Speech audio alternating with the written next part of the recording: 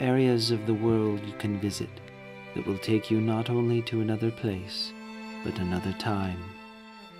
When visiting the town of Stražnice in the Czech Republic, time and culture come together to initiate a unique experience.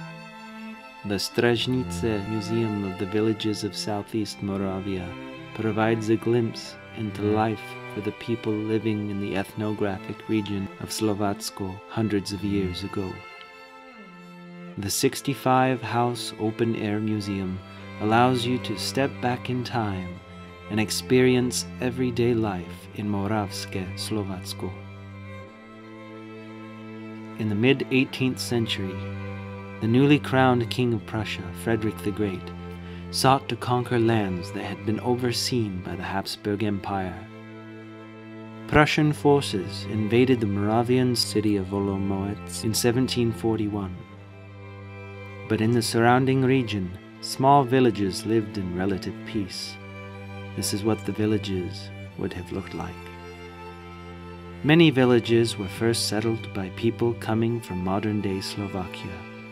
In Moravské Kopanice, settlers were used to agriculture, so they cut down large areas of forest to cultivate the fields. The wood was used to build these houses.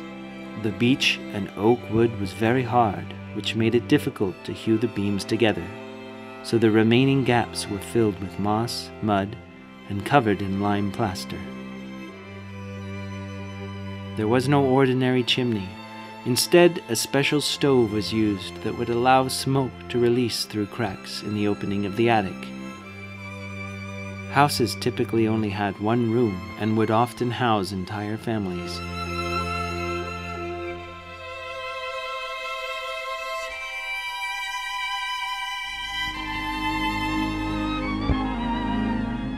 The museum also features different architecture styles from Zalesy and Horniacko, some with more elaborate chimneys and more rooms, but all featuring handcrafted furniture and tools.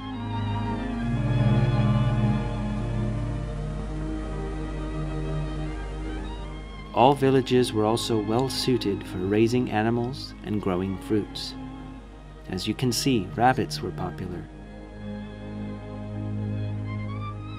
With a pleasant climate, Moravské Slovácko provides rich and fertile land for cultivating delicious apples, pears, and grapes.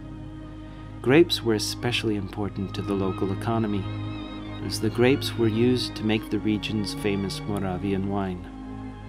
Winemaking, or viticulture, was so essential to the economy that anyone caught stealing grapes or wine would face a harsh penalty, such as limb amputation.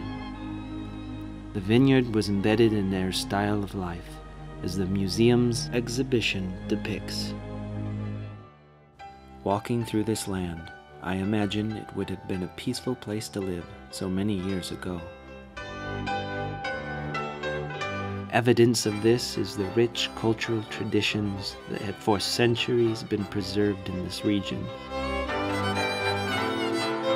These include folklore, customs, art, architecture, and music and dance.